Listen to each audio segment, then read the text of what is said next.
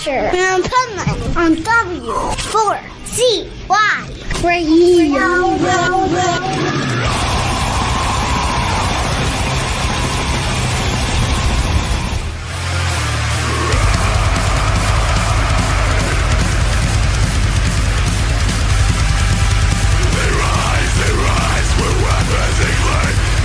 This is the Pipeman here on the Adventures Pipeman W4CY Radio, and I'm here with our next guest who has some badass music, and they're from our neighbors to the north, who I love so much. They don't love us much anymore because we're a bunch of idiots that are the only one that argue with Canadians, who are the nicest people on the planet, and some of the best musicians too. So my question is the Divine Project one of those best Canadian musicians? Oh, absolutely. I'd like to say that, you know, if you haven't heard of us, well, now you're about to. I do. I am always amazed at Canadian bands, especially when they're three-piece bands, like how they just make so much. Like you take a band like Rush. They make so much more music than even a band like Slipknot that has 9 people in the band and with only 3. It's wild to me. Well, I mean, I'll say it right here, and like right here, just 9 people. That's a lot of drama and a lot of conflict waiting to happen. Right. I think you're. That's all. I think you're better off with 3 people in the band. You're more likely to last, I think. Oh, absolutely. So what is it about Canada that makes you guys like better musicians? I'd like to chalk it up to the frigid temperatures and our constant fight to stay warm and fed. But obviously we know that's all a myth. But I don't know. I think it's just a lot of the fact that we're a much tighter community up here when it comes to the music scene.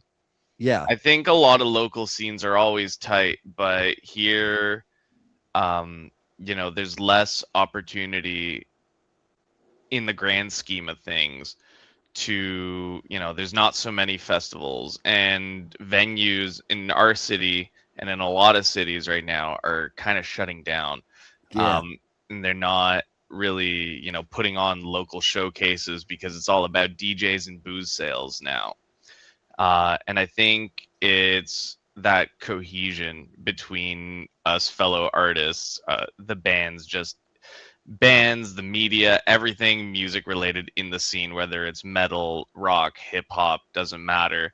If you're in that sort of art scene, it's about perseverance because it's such a difficult situation. Yeah, 100%. And I still think, too, the first thing you said was correct, too, with the weather. Because, listen, nobody fucking wants to go out in that weather, so you got nothing else to do but to stay in and practice. Like, you know? Yeah.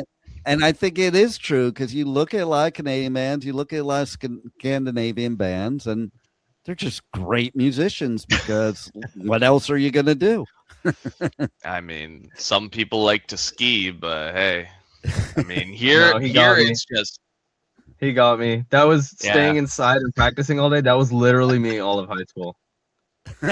Right? Yeah, and that's how you become good, though. Listen, I'm originally from Jersey where it was cold, but then my dad moved me in 1980 to LA where it wasn't.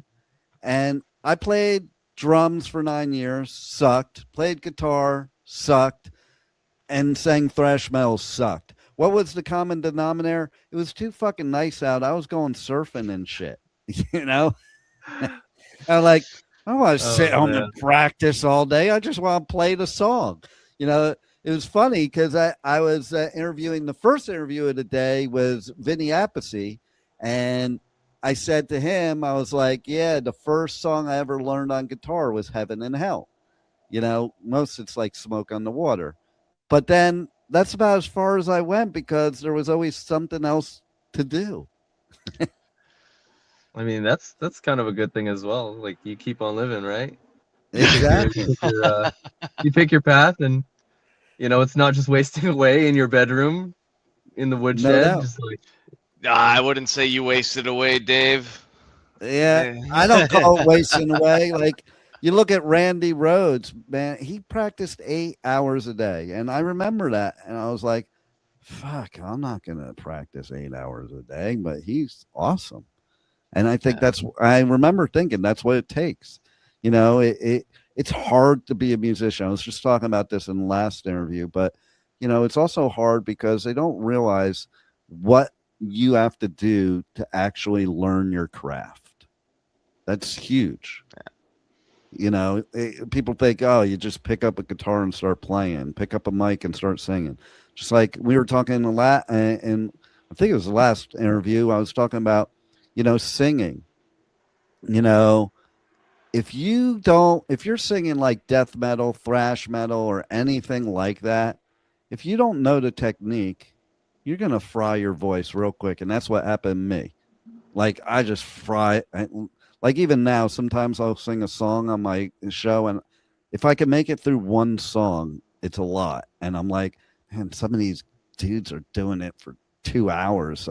Or like you take somebody like Courtney from Spirit Box, and I'm like, I look at her in like awe at her mouth and the movement. And I'm like, holy fuck, how does she do that? And then go so easily back and forth to melodic to that.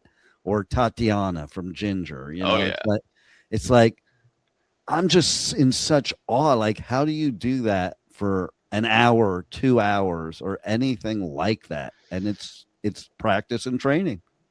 Yeah, and also, you know, go back to it. It's perseverance, right? It's especially, you know, as the vocalist, it's something I can touch upon is just, you know, it's not even the conditioning to sing. You know, for a while there, I studied with actually Shania Twain's vocal coach, who he passed away last year, but he taught me so much. And it was one thing he always said is, you know, get on the ground and put your legs up and be like almost like a plank. You know, you're holding your legs up and you're engaging your core, and then do your scales. And there's so much physical conditioning to be able to perform these vocal acrobatics, right? You can get on stage and sing just fine, but when it comes to heavier music and utilizing all these different techniques, it's physical conditioning. It's also definitely, you know, physical health has a lot to do with it. Totally. If you have TMJ, and I have a lot of TMJ issues, I'm using all the alternate therapies I can to just make sure that this is constantly loose, because that's really what's going to, at the end of the day, help me create the different sounds, from, you know, low growls to high fries to even just, you know, distorting my voice properly and holding different notes while, you know, just holding different notes and keeping that kind of that, yeah, you know, kind of going on, that whole James Hetfield kind of situation, right? Yeah, right. I'm not joining in that. I'm not a vocalist. I'm not a vocalist.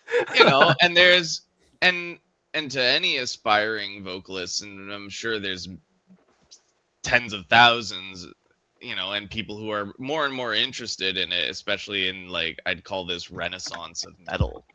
There's so many online resources out there, but it's also about being careful, because it does come easier for some than others. And I think learning to properly condition yourself physically and your voice is going to be important. And that's what makes, you know, Courtney or Tatiana or just a lot of these other vocalists be able to perform for that hour, for those 2 hours, right? And of course, giving yourself the time to rest as well. Totally. And like I used as an example of the opposite end, one of my favorite vocalists, but definitely had to change, was Ollie from Bring Me the Horizon, because he was blowing out his voice, you know, and he was told, if you continue singing like this, you'll be done. And I think you have to know how to pivot, that's for sure. But that's also, I think, a product of maybe he didn't train properly from the very beginning, you know? Yeah. Who knows? Definitely. You see that a lot with, you know, a lot of, I'd say, more underground bands that are touring. And even you see it a lot with the major artists, right? Like Chad Kroeger had to cancel how many tours with how many shows with Nickelback because he had vocal, I think it was cysts, not even polyps or Yeah. nodules, right? And that's something we're always living in fear of, especially when we're blurting it out and just sending it to the crowd. It's not always something that we could just not think about, right? Because one wrong move and that's it for now, for a little bit into the future, and hopefully not forever. But also in the case of Ollie, I'd absolutely say that he's way better than he used to be. The Yeah. first Bring Me the Horizon album has a very special place in my heart. However, I think with his vocal transformation, he really managed to bring BMTH to a completely different level than they would have been otherwise. You know what's funny about that is I agree with that, and I'm a little different than the average because they're like one of my favorite bands. Okay, but I didn't get into them till like around That's the Spirit, and then I went back. Whereas most metal bands, like I was there from the beginning. Like you mentioned Hetfield, I was at Metallica's first show ever. I was at Slayer's first show ever. So That's awesome. what I'm about to say doesn't hold true for them. Okay. I liked him better now. Like, Simple Eternal is one of my favorites. That's the Spirit is one of my favorites, but just his diversity and his melodic tone now.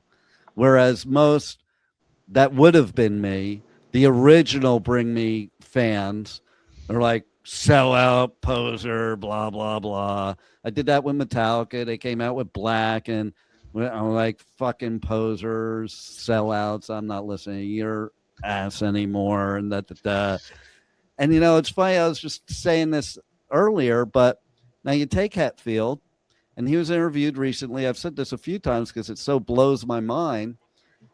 They play Seek and Destroy at the San Jose Shark games, but they play the original version. And he goes, I don't get why they play that version. I didn't know how to fucking sing, man. Now I know how to sing. Play the version now.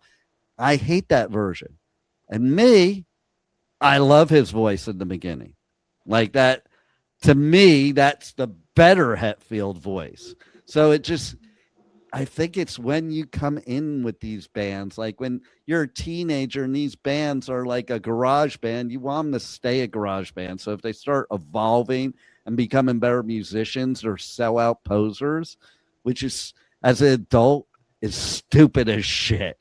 Like, why wouldn't you want to get better? Why wouldn't an artist want to improve their craft?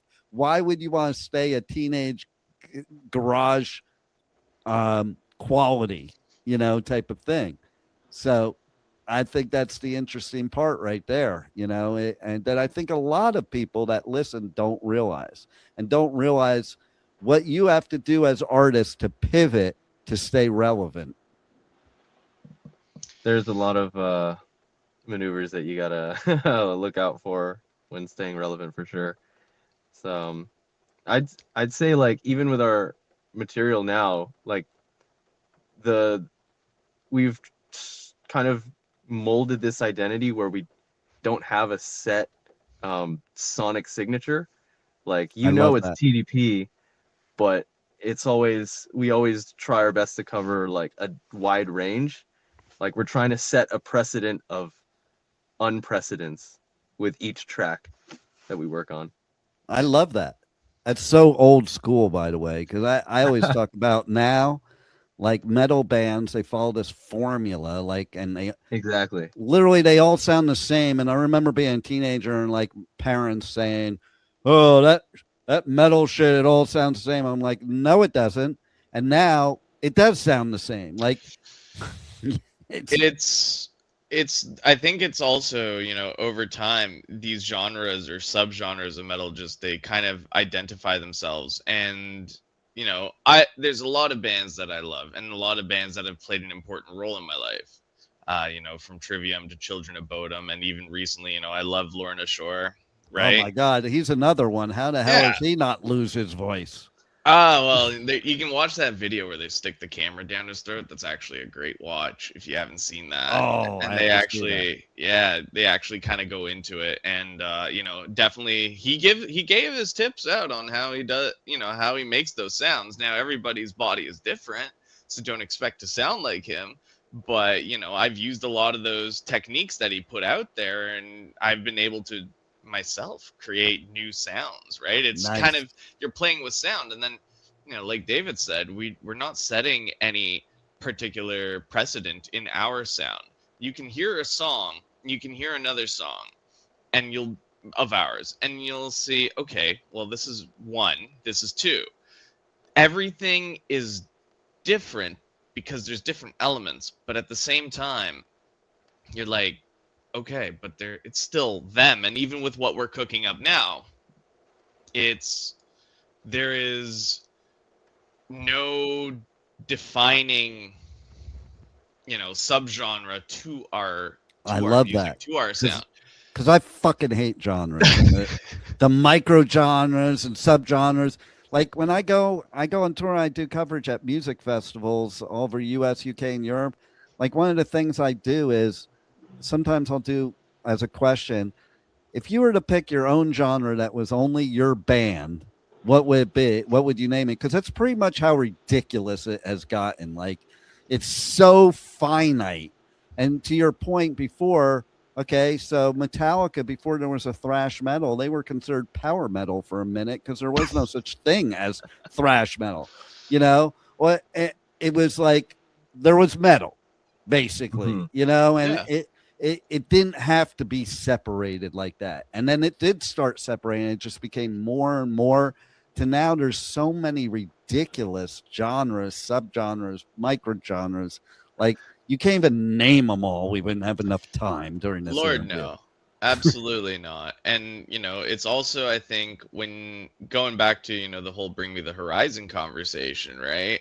Where they were almost this deathcore, heavy metalcore band at the start. And while they still retained, you know, that metalcore element, they went definitely more poppy, right? Or electronic or synthetic or whatever you want to say in their sound. They definitely strayed far from where they were in the beginning. And, you know, people are like posers, sellouts, whatever. And that's one thing we wanted to avoid, because at the end of the day, every band and all of us musicians, we're artists, right? We want to create. And I think, especially when you have members coming from a variety of different backgrounds musically, in terms of training, in terms of just the bands we like and our inspirations, and even then what we enjoy to listen to in our guilty pleasures. Like I will put on the Backstreet Boys every day if I have the choice, just because I grew up with that, right? Or I'll put on, you know, Uriah Heep because it's one of my mom's favorite bands. And then you kind of go through this and you go, well, there's no reason to just define yourself. So let's, you know, subvert any expectations that anyone has of us. So they can't say we sold out. They can't say, you know, we changed, man. We're not the same Divine Project that we used to be. And we always want, and I think as artists, we should be allowed to, you know, freely express ourselves. And that's also, no doubt, you know, one of those with the whole micro genre, subgenre conversation. I think it's, you know, people are imposing limits upon themselves in an effort originally to be unique, right? Because you can categorize your music as X, Y, or Z. And yes, I said Z, so American listeners, please have a good laugh, okay? But, right, but it's one of those things where, you know, it's imposing those limitations, I think, becomes a bit of a problem. And then that's why you see bands dry up. That's why you see them kind of fade out, break apart, build new projects, because one wanted to go in one direction and other people wanted to go in another, right? And sometimes that band still stays the same. They sound different because the parts that made them special have disappeared.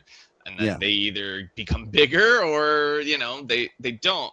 But I think it's all about, you know, freedom of artistic expression and not allowing yourself to get categorized as any one particular thing. And so I'm 100% for the, you know, subgenre, nano genre argument. Like, fuck that. We just have fun with it.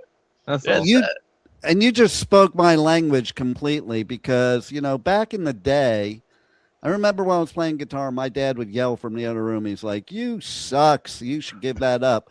And he was saying that because I was just experimenting with the sounds, and seeing what I could make as a sound. And I think that's what started metal really, was making experimental sounds. And like you mentioned, Uriah Heep, okay, Yeah. that's one of Metallica's influences, and that is a difference. Is my generation's influence? We didn't have this that we have now. No. The influences were at heaviest Priest and Maiden, but they were usually UFO, maybe Mountain, Zeppelin, and that was the evolution. Whereas now you're taking bands like Possessed and Venom being the influences. So I think that also creates that tighter, it has to be just like this, type of thing. But I think we all have different tastes in music. It's funny. People ask me what type of music I like. I say I have a lot of, but my passion is for metal and punk. But I also like this, and it's just music. It's all music. It's a different vibe. I was somebody that as a teenager, I went to Slayer shows on a Friday night and Dead shows on a Saturday. And it's like, it's, I think that's what we're losing now is a lot of artists nowadays. They're not taking those multiple influences where I think bands like you, they're the bands that are going to stick around because that's how you create the unique sound is by blending all these multiple influences to create what you sound like. And then also to your point of what you're saying, going back to Ollie, when he was getting all the shit for the new music, Ollie said something that I thought was brilliant. He goes, "Why do I want to write the same song over and over again?" And I think about that. And like, if I was an artist and I had to do that, it'd be freaking boring. Oh yeah. Yeah, I make it a point to like when we're writing songs, I make sure to like never write the same style twice. Or like if we pull like a specific musical trope out of a bag of tricks, I always make sure like, did we do this last song? Can we try something different? Can we stay fresh? Like I love that. That's just like the mindset when I go in. So what I want to know is what started this all for both of you? Like, when did you know that music was your path in life? What happened?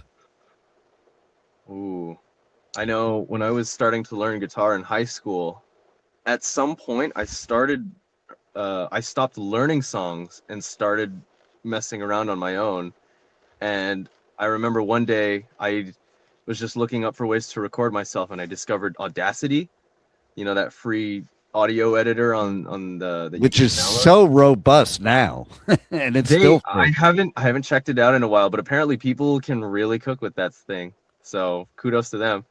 I use it here at the radio studio. Oh, do you it's actually? better That's than awesome. all of them. It's better than That's Pro awesome. Tools or any of yeah. that shit. And nowadays it's so upgraded that it can do pretty much anything you need to do.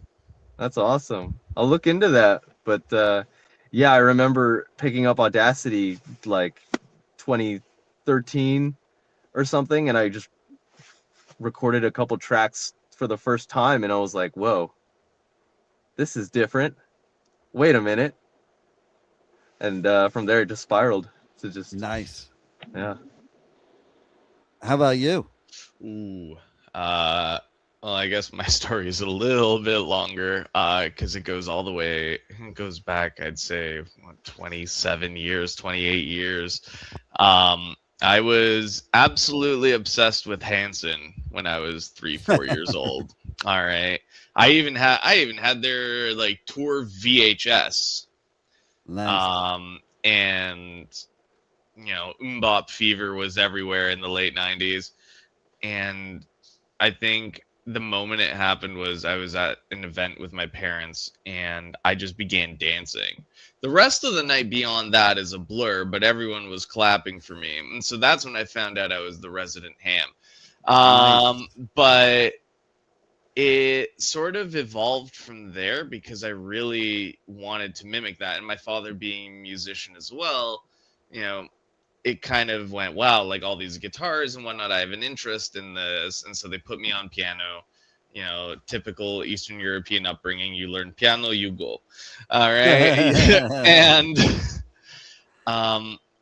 that was the start of it, and I really enjoyed just playing on piano. And you know, I kind of began experimenting with writing with my rudimentary ideas. And then when I was exposed over time to heavier music, and I really remember, you know, System of a Down, Korn being, and Linkin Park being my gateway into heavier music, it kind of became this, well, I started to experiment with writing lyrics, right?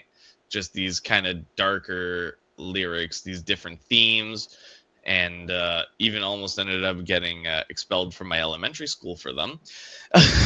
So that's a thing that happened. They thought I was possessed by the devil, but then again, the Catholic school system well, there you go. at its finest. And then, yeah, I mean, I didn't think I could sing. People, you know, my parents would push me. It's like, you want this, like, then you have to show that you could do this. So I was forced to go on stage, sing, found out I had a voice. People were like, well, shit, this kid can actually hold a tune, so let's use him. And I ended up really liking it, and then putting everything together, and my discovery of just heavy metal, you know, Iron Maiden was a big one, Hammerfall, started getting into a lot of that power metal, Halloween, right? Trivium, I think, was the biggest game changer for me. Just something about, and this would have been about 2004, 2005, so right about the time Ascendancy was coming out. And I just really liked Matt's voice, and I was like, I'm going to forge my voice and my identity around this.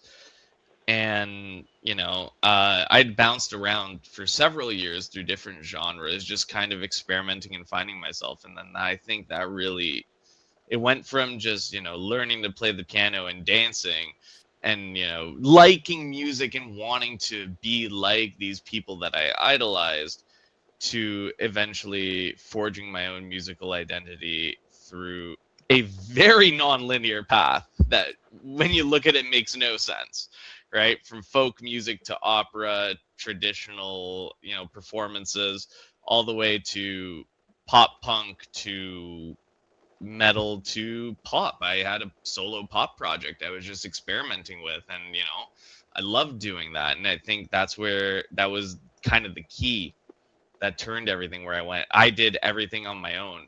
I paid for a studio, I paid for musicians, I wrote the songs, they put everything together, we recorded these songs, we put them out, and they gained a little bit of traction. And, you know, ultimately, while COVID kind of stopped that dead in its tracks, because I had the bright idea of releasing these in September of 2019.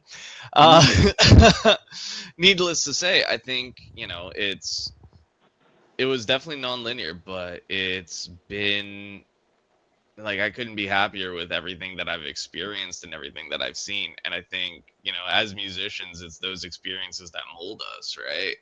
Mm-hmm. Like, it's having a eureka moment and just realizing, like, you know, this really is what I want to do. Your day job aside, you got to pay the bills, but, you know, you'd rather pay the bills doing something you love. Or as that one interview goes, you know, don't love your job, job your love. Yeah, there you go. There you Words go. to live by.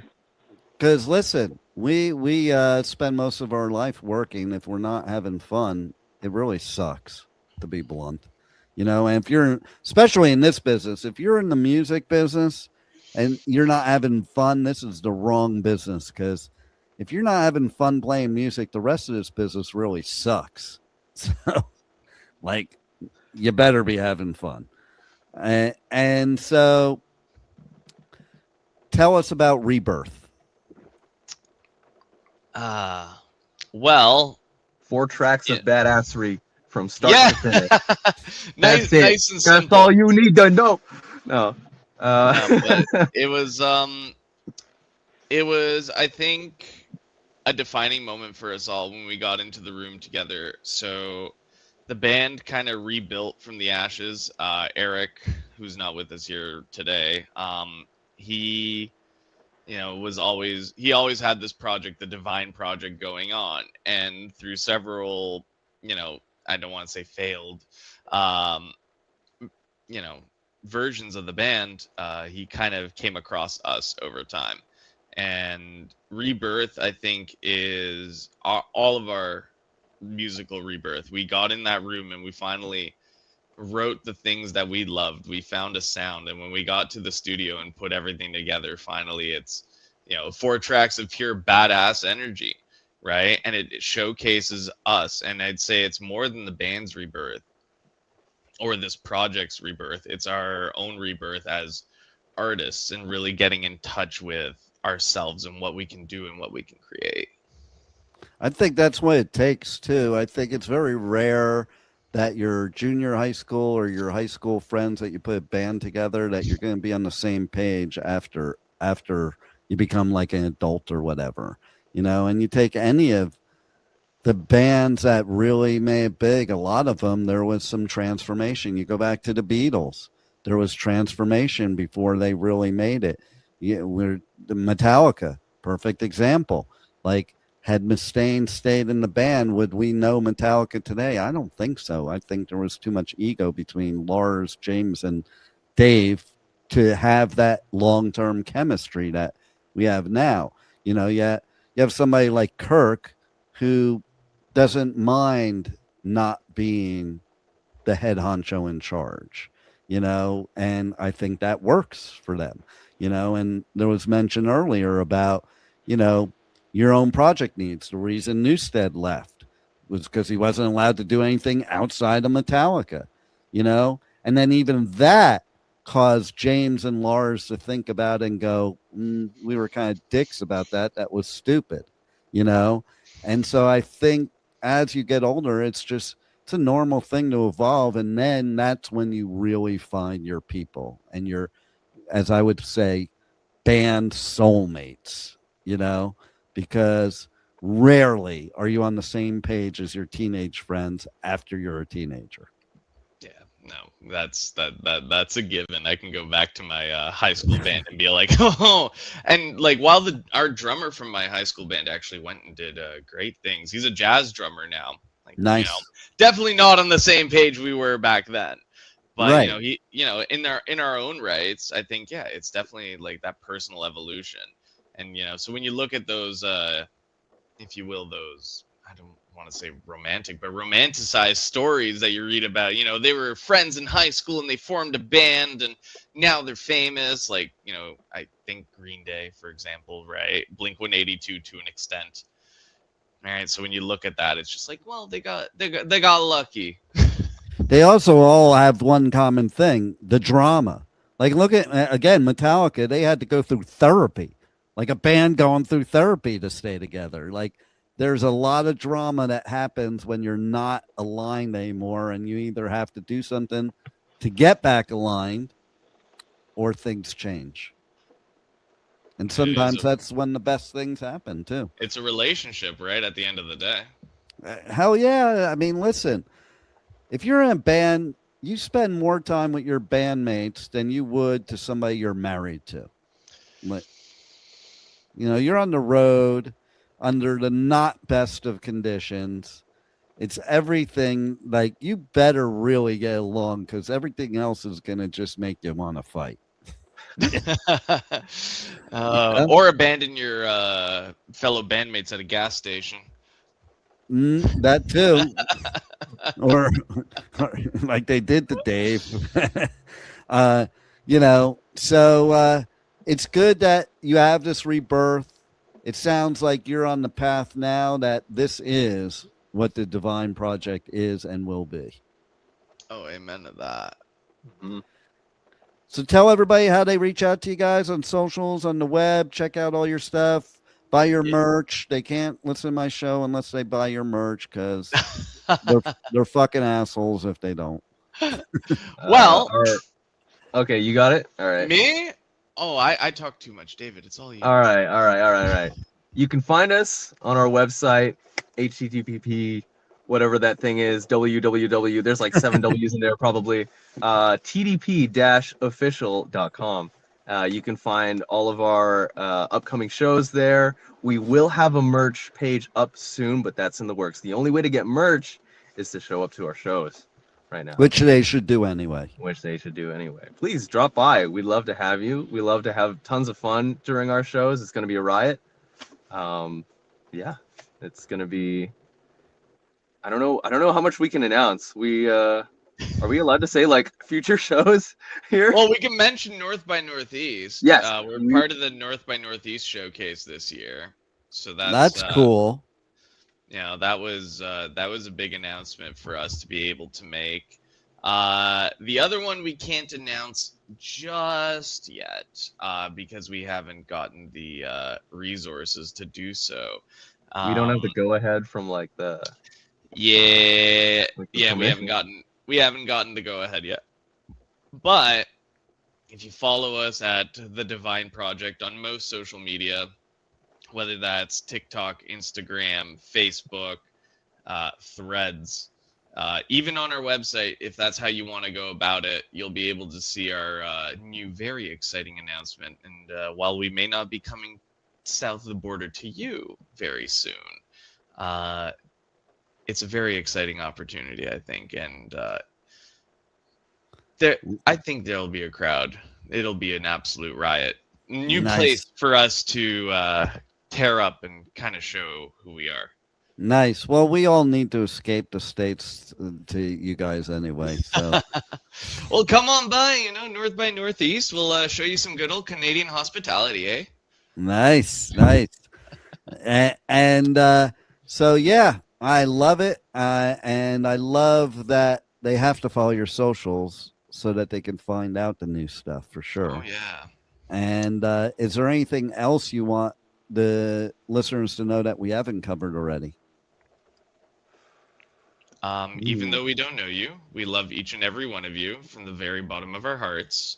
That's not sarcasm. Just because as a band, as an artistic entity, it's your support at the end of the day that gets us through it all and drives us to do what we do. So I think, give yourselves a big pat on the back for supporting even your very own local artists, because it means so much more than I think anyone listening could even realize sometimes, right? Just being part of that crowd and even participating. There's 5 of you in the crowd and I ask you to go, hey, and you do, that means so much more than anyone could ever think, right? It is that driving force, whether you're playing for 2 people and that's your parents, or you're playing for a sold out club of 200 people, or even 10,000 people. It's exactly that, and that's why those moments matter so much. And I think it lends itself to the energy, because like you said, like, why do it if you're not having fun? And I think part of the fun is interacting with everybody that we get to meet, right? The stage shouldn't be some sort of pedestal, some sort of, elevated position. Physically, not much we could do about that, but it never was that way either. Back in the 80s, Sunset Strip, Troubadour, places like that. Like, you were right there, and everybody got up on the stage, kind of like when Pennywise does a show. And throw him. That was every show was like that. Now, and stage dive. Okay, how do people even stage dive off of a stage now? First of all, they don't let you on it. Second of all, you have to dive 10 feet forward to get to the ground. Yeah. No, I don't think I've actually really seen a stage dive in any shows I've been to as of late. I think the last one was 2022, Shadow of Intent. I think that's the last time I saw somebody stage dive. And even then security had to basically push them off the stage. So yeah, that's what used to happen too. You would just get up on stage and run from security. It's hard for the audience to reach the band that way. But we make it a point to jump into the crowd during every set. So I love when bands do that, because That's how you get those loyal fans, because they realize you're just one of them. And that's the one thing about metal that's better than anything is metal musicians are metalheads, you know, Oh, yeah. and you know, there's plenty of musicians in other genres that aren't even into their music. Okay. But metalheads are normally true to the music and they're a fan first, musician second. Yeah. It's definitely, I've seen a lot of like pop or like just audiences that aren't really metal, and you see people just standing there watching, and if you do any kind of movement, you sometimes get dirty looks. But in metal shows, you can have as much fun as you want, which Yeah. is so nice to see. I was at a show recently that wasn't metal, and I was trying to get to the front, and I wasn't even trying to do it for the normal reason I would do it. I was trying to do it so I could get to the photo pit as media, and these assholes would not let me through. And when I say these assholes, it wasn't a couple, it was like all these people. And like, I don't subscribe to the I've been standing here all day for my spot thing. Okay. Well, then you're a loser if you're missing all the other bands because you want to get your spot, especially at a metal show. And I see people that start getting mad because they're at a Slipknot show and they're at the very front and people are shoving them. Like, where do you think you are? This ain't fucking Peter Pan, man. It's Slipknot. If you don't want to get bashed, get out of the way. Exactly. Just my viewpoint, okay? But it's like it's but at metal, it's like people aren't uncool like that. Like it's metal gets a bad name. Metalheads are the nicest people, one big family. Nobody's out to maim each other. Nobody's out to hurt each other. You pick people up. And you know what? If somebody if I'm going through a crowd, all I have to do is say, I'm heading to a pit and the people will move out of my way and like have at it. Respect. Go ahead. You say that at a country show and some redneck drinking Jack Daniels going to want to punch you out. Okay. Oh, that's if he can even afford Jack Daniels. Well, here I'll give you my final story that you'll absolutely love that's related to Bring Me the Horizon. All right. So one year, several years ago, I had to cover 2 festivals on the same weekend. Obviously, I couldn't do that.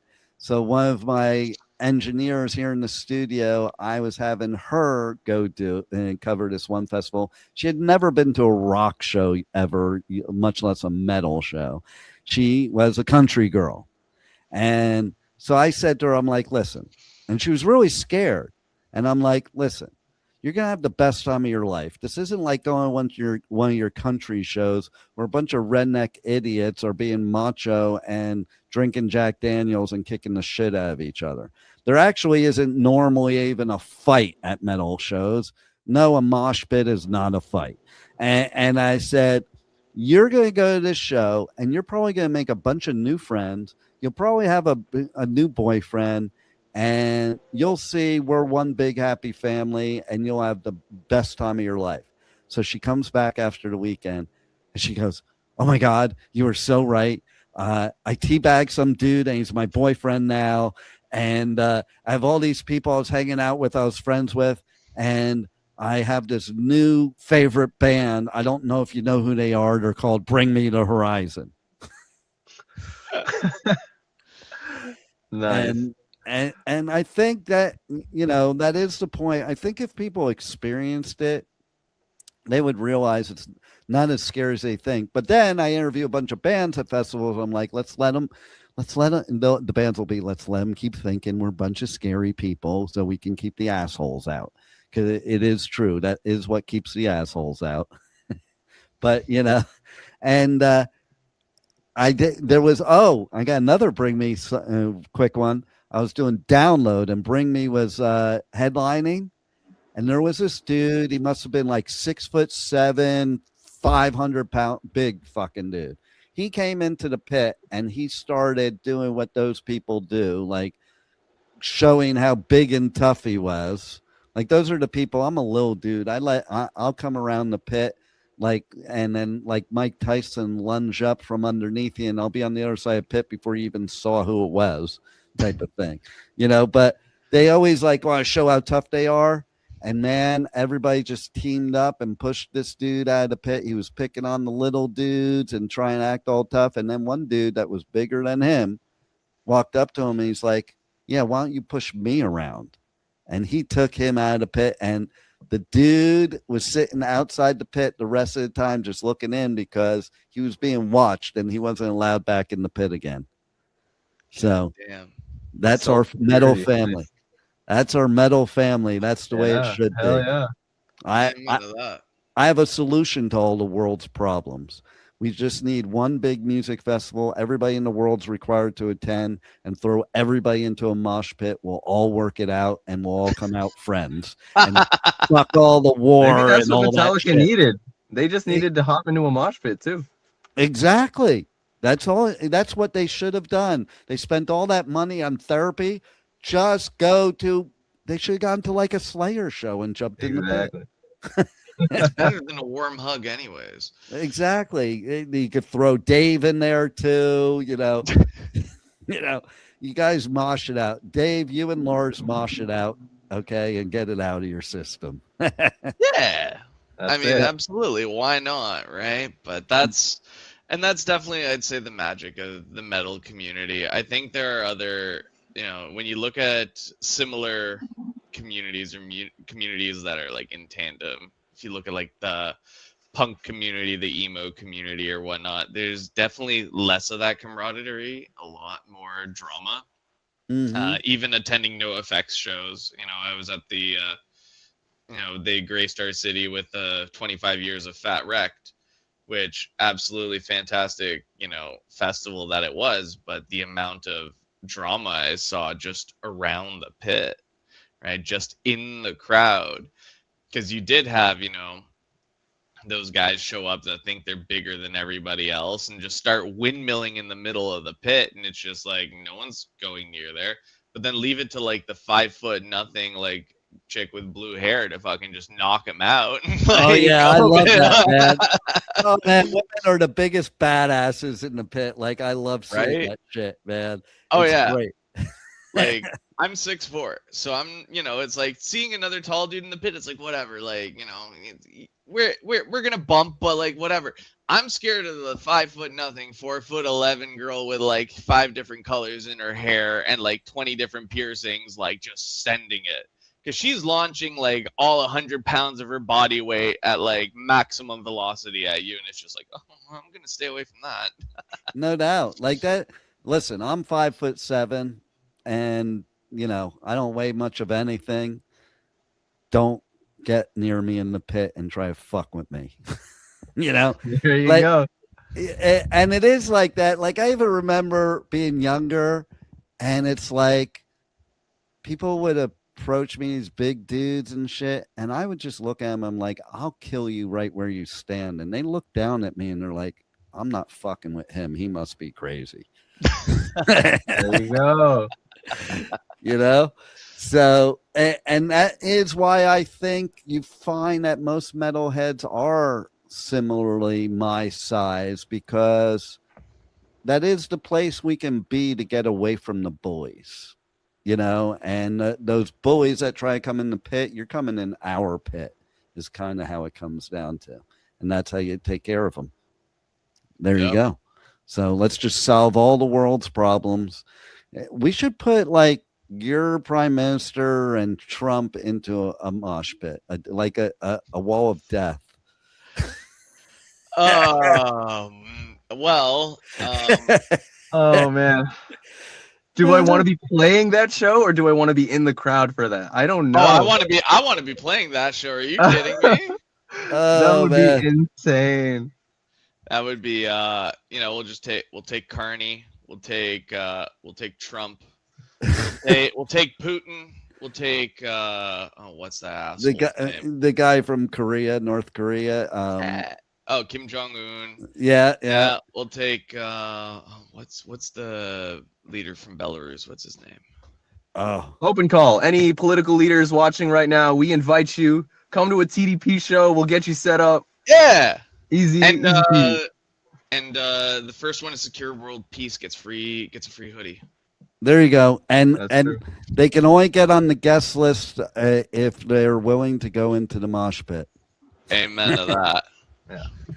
Well, you guys fucking rock, and everybody should check you out. And I hope to see a lot more of you, and I hope to see you at the States. That is, if we have a States before long. We hope to see you at a show, Pipeman. Yeah, for sure.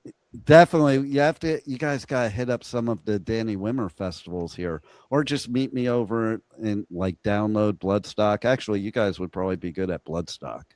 That's a great festival. You know that festival?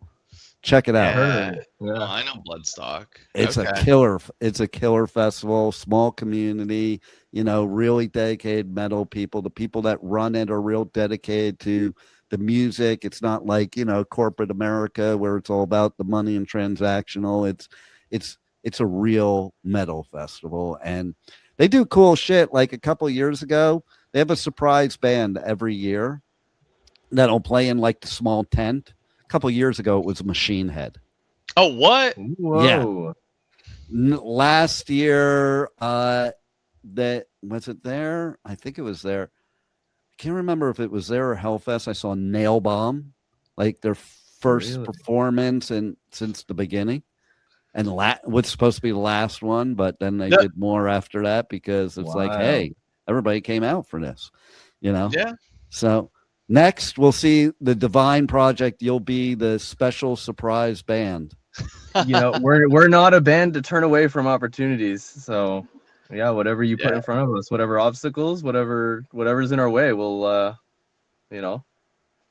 And if you guys watching and listening, if you want us to come down to where you are, follow us on socials. Let us know you want to see us. We are down to tear up your town. Just give us a ring. And they won't be sorry about it either. Oh, absolutely not. Plus, Definitely we'll not. always make sure to have a special line of merch to commemorate the moment. I mean, I had to throw that in because you're Canadian and you guys always say sorry. Oh, sorry. You're good. This girl I'm friends with. Yeah, this girl I'm friends with. I was walking down the road in Costa Rica and she's on the phone with me and she heard somebody say sorry to me and she goes, "Were they Canadian?" They were. There was a good chance they were, yeah. So, all right. Well, you guys rock, and thanks for being on the Adventures of Pipeman. Thanks for having us on this one, man. Thank you for listening to the Adventures of Pipeman on W4CY Radio.